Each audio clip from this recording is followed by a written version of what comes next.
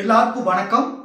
இன்னைக்கு நம்மளுடைய கிளாஸ்ல வந்து பாத்தீங்கன்னா B Ed first year first semester அதுல வந்து மேஜர் சப்ஜெக்ட்ல ஒரு ரெண்டு முக்கியமான क्वेश्चन வந்து இன்னைக்கு நம்ம பார்க்க போறோம். சரிங்களா? அந்த ரெண்டு क्वेश्चन பத்தி ஆல்ரெடி நான் உங்களுக்கு சொல்லியிருக்கேன். பட் அந்த ரெண்டு क्वेश्चन பத்தின சில அடிப்படை விஷயம் நான் உங்களுக்கு சொல்றேன். இதை நீங்க தெரிஞ்சுக்கிட்டீங்கன்னா நீங்க எக்ஸாமுக்கு எழுதுறதுக்கு உங்களுக்கு ரொம்ப ஈஸியா இருக்கும். சரிங்களா? இப்போ அது என்ன क्वेश्चन அப்படின்னு சொல்றதுக்கு முன்னாடி நம்முடைய கிளாஸ்ல புதுசா ஜாயின் பண்றதுக்கு நிறைய பேர் கால் பண்றீங்க. நம்முடைய கிளாஸ்ல நீங்க எப்படி ஜாயின் பண்ணணும்னா என்னுடைய மொபைல் நம்பர் 9159084262 இந்த நம்பருக்கு நீங்க கால் பண்ணுங்க. நம்முடைய கிளாஸ்ல நீங்க எப்படி ஜாயின் பண்ணலாம் சொல்லி நான் உங்களுக்கு டீடைலா சொல்லிடுவேன். நான் புதுசா ஜாயின் பண்ணவங்களுக்கும் ஸ்டார்டிங்ல இருந்து இன்னைக்கு டேட் வரைக்கும் நடந்த அந்த பழைய நோட்ஸ் எல்லாமே நான் உங்களுக்கு அனுப்பிச்சிடுவேன். அதே மாதிரி ஒவ்வொரு சப்ஜெக்ட்டுக்கும் நான் யூனிட் வைஸா 5 mark question 10 mark question important question உங்களுக்கு கொடுத்துருவேன். ஏன்னா இப்போ பாத்தீங்கன்னா நமக்கு வந்து அதிகபட்சம் பாத்தீங்கன்னா ஒரு 20 டேஸா இருக்கு. சோ இந்த டைமுக்குள்ள நம்ம எப்படி படிக்கணும் அப்படின்றது புதுசா ஜாயின் பண்ணவங்களுக்கு நான் டீடைலா சொல்லிடுவேன். நான் சொல்ற மாதிரி நீங்க ஃபாலோ பண்ணிட்டு வந்தீங்கன்னா இந்த எக்ஸாமுக்கு முன்னாடி நம்ம ஓரளவு போர்ஷன் நீங்க கம்ப்ளீட் பண்ணி எக்ஸாம் நல்லா பண்ணிடலாம். சரிங்களா? சோ ஜாயின் பண்ண விருப்பப்படுறவங்க என்னுடைய மொபைல் நம்பருக்கு கால் பண்ணி டீடைலா கேட்டு அதுக்கு பிறகு நீங்க ஜாயின் பண்ணிக்கலாம். சரிங்களா? ஓகே.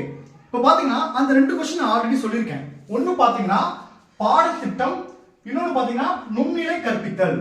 இந்த ரெண்டு क्वेश्चन இருந்து ஒரு क्वेश्चन உறுதியா வரும்னு சொல்லியிருக்கேன். அப்படி இல்லைன்னா இந்த ரெண்டையுமே கேட்கறதுக்கான வாய்ப்பு இருக்கு அப்படின்னு நான் சொல்லியிருக்கேன். சரி சார், இந்த பாடத்திட்டம் தயாரித்தல், இந்த நுண்ணிலை கற்பித்தல் திறன் தயாரித்தல், இது ரெண்டும் பாத்தீங்கன்னா நீங்க புக்கை வச்சு படிச்சீங்கன்னா உங்களுக்கு அது புரியாது. அதாவது அடிப்படை விஷயமே என்னன்னு தெரியாது. அதே மாதிரி நம்ம புக்ல கொடுத்த ஃபார்மட்ல நம்ம எக்ஸாமுக்கு எழுதக்கூடாது. இந்த பாடத்திட்டத்துக்கும் இந்த நுண்ணிலை கற்பித்தலுக்கும் சில அடிப்படை விஷயம் இருக்கு. அதை தெரிஞ்சுட்டு தான் நம்ம எழுதணும். சரிங்களா? இப்ப பாத்தீங்கன்னா இந்த பாடத்திட்டம் நுண்ணிலை கற்பித்தல் இந்த ரெண்டுக்கான நோட்ஸ் வந்து நம்முடைய கிளாஸ் ஜாயின் பண்ண எல்லாத்துக்கும் நான் அனுப்பிச்சிருக்க மாட்டேன். ஏன் அனுப்பிச்சிருக்க மாட்டேன் அப்படின்னு பாத்தீங்கன்னா இந்த பாடத்திட்டமும் ஒவ்வொரு மேஜருக்கும் வேற வேற, இந்த நுண்ணிலை கற்பித்தலும் ஒவ்வொரு மேஜருக்கு வேற வேற. சோ நான் தனித்தனியா வந்து ஒவ்வொரு மேஜருக்கும் தனித்தனியா எடுத்து தான் நான் உங்களுக்கு அனுப்பணும். அதனால கொஞ்சம் நான் டைம் எடுத்துக்கிறேன். நான் சீக்கிரம் உங்களுக்கு அனுப்பிச்சிருவேன். சரிங்களா? இப்போ ஃபர்ஸ்ட் பாடத்திட்டத்தை பத்தி சொல்றேன். பாடத்திட்டத்தை பாத்தீங்கன்னா அதாவது லெசன் பிளான் சொல்லுவாங்க. அதுல வந்து லெவல் 1 லெவல் 2 ரெண்டு ரெக்கார்ட் இருக்கும். ஆக்சுவலா செகண்ட் ஸ்கூல் ட்ரைனிங் போகும்போது தான் எழுதுவீங்க. பட் என்னன்னா இந்த ஃபர்ஸ்ட் செமஸ்டர் எக்ஸாம்ல உங்களுக்கு அது கேட்பாங்க. இப்போ பாருங்க, லெவல் 1 அப்படின்றது நம்ம யுனிவர்சிட்டி ரூல்ஸ் படி பாத்தீங்கன்னா 6th ல இருந்து 8th வரைக்கும் நம்முடைய மேஜர்ல ஒரு பாடத்தை எடுத்து எழுதணும். லெவல் 1.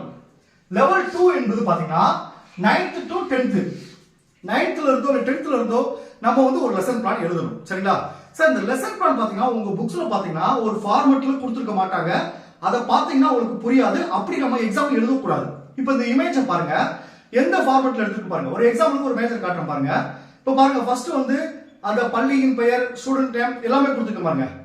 இந்த ஃபார்மட்ல தான் நீங்க எக்ஸாமுக்கு எழுதணும். இந்த ஃபார்மட்ல எழுதினா தான் இந்த 10 மார்க் क्वेश्चन கேட்டா ஒரு 5 மார்க் 6 மார்க் 5 பேजेस இல்ல 6 பேजेस வரும். உங்களுக்கு ஃபுல் மார்க் கொடுத்துருவாங்க. இந்த ஃபார்மட்ல எந்த புக்ல இருக்காது. பட் ஏன்னா இந்த ஃபார்மட்ல தான் உங்களுக்கு அனுப்பணும், நம்ம எழுதணும். இந்த ஃபார்மட் தான் நான் உங்களுக்கு அனுப்புவேன். இப்போ பாத்தீங்களா?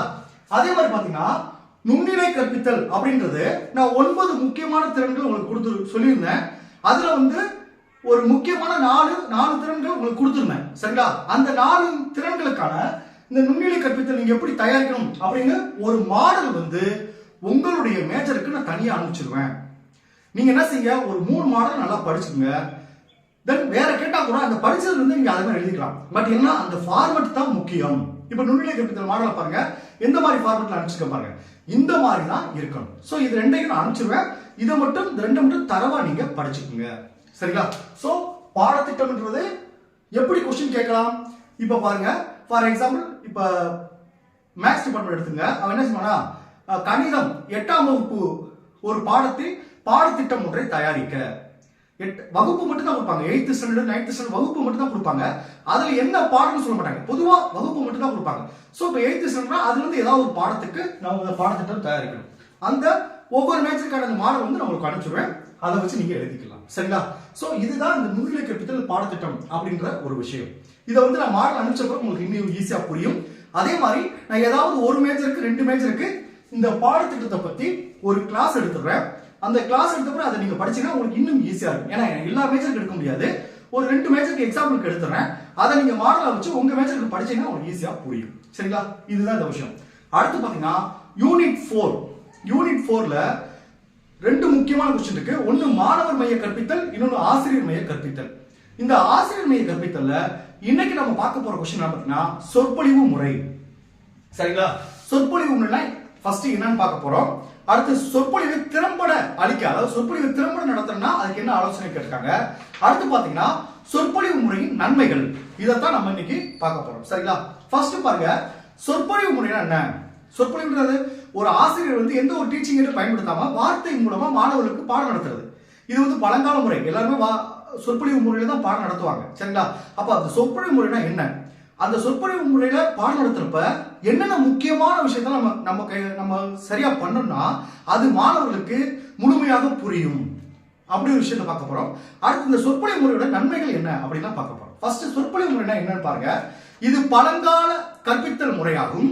இது அதிக அளவு ஆதிக்கம் கொண்டதும் பெரும்பாலான ஆசிரியர்கள் விரும்பும் முறையாகும். அடுத்த இம்முறையில் ஆசிரியர் பாடக்கருத்தை அளிக்கின்றார், அதனை மாணவர்கள் கேட்டுக்கொண்டிருப்பார். மாணவர்களின் பங்களிப்பு இம்முறையில் எதுவும் இல்லை. ஆசிரியர் தான் பாடம் நடத்துறாரு சொற்பொழிவு முறையில. இதோட மாணவர் பங்களிப்பு எதுவும் இல்லை. மாணவருடைய கேட்கிற திறன் மட்டும்தான் இதுல இருக்கு. அடுத்த இம்முறை ஆசிரியர் முறை மற்றும் தகவல் மைய முறை எனப்படும். அதாவது ஆசிரியர் மைய முறைக்கு இன்னொரு பெயர் என்ன கேட்டா என்ன சொல்றதுன்னா தகவல் மைய முறையாகும் சொல்லுவாங்க. சரிங்களா? Right, okay. இந்த சொற்பொழிவு முறைய நம்ம சிறப்பா கையாளணும் என்னென்ன விஷயத்தை ஃபாலோ பண்ணணும் அப்படின்னு பாத்தீங்கன்னா கிட்டத்தட்ட 5 முக்கியமான விஷயங்கள் இருக்கு.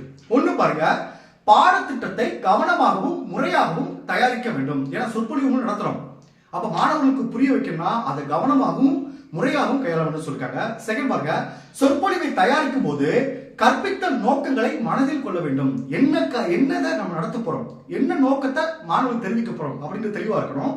மூணாவது பாருங்க, பாடப்பொருள், அதன் செயல்படுத்தும் முறை, வளர்ச்சி, பொருள் விளக்கம் மற்றும் பயன்பாடு ஆகியவற்றை சொற்பொழிவு தன்னகத்தை கொண்டிருக்க வேண்டும். நல்லா பாருங்க, பாடப்பொருள் சம்பந்தம்லாம் பேசிட்டு இருந்தா போர் அடிச்சிடும் ஸ்டூடெண்ட்ஸ்க்கு. அப்ப அந்த பாடப்பொருள் சம்பந்தமா இருக்கணும். அடுத்து பாருங்க, அதனை செயல்படுத்தும் முறை, அதை எப்படி புரிய வைக்கணும், அதை எப்படி மாணவர்கள் செயல்படுத்தணும், அதை நோக்கமாக கொண்டிருக்கணும். அடுத்து வளர்ச்சி, நம்ம ஒரு பாடத்தை நடத்துற மாணவர்கள் அதை தெரிஞ்சுக்கிட்டு அடுத்த கட்டத்துக்கு அவங்க போகணும். அதே மாதிரி பொருள் விளக்கம் மற்றும் பயன்பாடு ஆகியவற்றை சொற்பொழிவு தன்னகத்தை கொண்டிருக்க வேண்டும் சொல்றாங்க. நாலாவது பாருங்க, மாணவர்களின் தினசரி வாழ்க்கை முறைகளை அடிப்படையாக கொண்டு சொற்பொழிவு அரங்கேற்றம். யதார்த்தமா இருக்கணும் சொற்பொழிவு. நம்ம வாட்டில சம்பந்தமா பேசுற மாணவர்களுக்கு புரியாது. அது அஞ்சாவது பாருங்க, வினாக்கள் கேட்டல், சந்தேகங்களை போக்குதல், முக்கிய பாடக்கருத்துக்களை குறிப்பிட்ட இடைவெளிகளில் மீண்டும் கூறுதல் ஆகியவற்றின் மூலம் மாணவர்களின் பங்களிப்பை ஊக்கப்படுத்த வேண்டும். இந்த 5 முக்கியமான பாயிண்ட். அடுத்து பாருங்க, சொற்பொழிவு முறையின் நன்மைகள். இந்த சொற்பொழிவு முறையில் என்னென்ன நன்மைகள் இருக்கு? ஒரு 8 முக்கியமான நன்மைகள் இருக்கு. ஒண்ணு பாருங்க, அதிக எண்ணிக்கை கொண்ட மாணவர்களை இம்முறையில் கற்பிக்க இயலும். எத்தனை பேர் வேணா இருக்கலாம், நம்ம ஒரு மைக்கில் முன்னாடி நின்னா போதும், எத்தனை மாணவர்கள் வச்சு நடத்தலாம். அதான் பாருங்க, அதிக எண்ணிக்கை கொண்ட மாணவர்களை இம்முறை கற்பிக்க இயலும். ஆய்வகம், கற்பித்தல் பொருட்கள் ஆகியவை இங்கு தேவையில்லை. இரண்டாவது பாருங்க, இம்முறையில் பாட அறிவினை எளிதில் மாணவர்களுக்கு அளித்து பாடத்திட்டத்தை எளிதில் குறித்த நேரத்தில் முடிக்கலாம். ஏன்னா சொற்பொழிவு முறை எதை நம்ம பயன்படுத்தல, அப்ப அந்த குறிப்பிட்ட நேரத்தில் நம்ம பாடத்தை முடிக்கலாம் அப்படின்னு சொல்றாங்க. மூணாவது பாருங்க, ஆசிரியர் தன் சொந்த நடையில் சொற்பொழிவு நடத்தலாம். ஒவ்வொரு ஆசிரியர் தன்னுடைய ஓன் ஸ்டைல நடத்துவாங்க. ஏன்னா சொற்பொழிவு முறை தான்.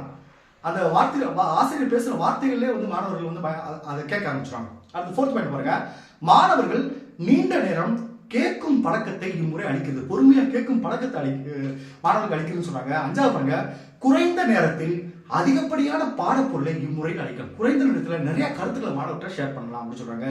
ஆறாவது பாருங்க, மாணவர்களின் நினைவாற்றல் திறன் மேம்படுகிறது. ஏழாவது பாருங்க, ஆசிரியர்கள் பாதுகாப்பு மற்றும் திருப்தி அடைகிறார். தன்னுடைய சொல்ல வேண்டிய கருத்தை வந்து எந்த ஒரு டிஸ்டர்பன்ஸ் இல்லாம ஆசிரியரால் தெரிவிக்க முடியும் அப்படின்னு சொல்றாங்க.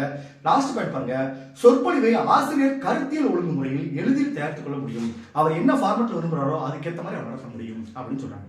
Okay, thank you students. நம்ம நெக்ஸ்ட் கிளாஸ்ல பார்ப்போம்.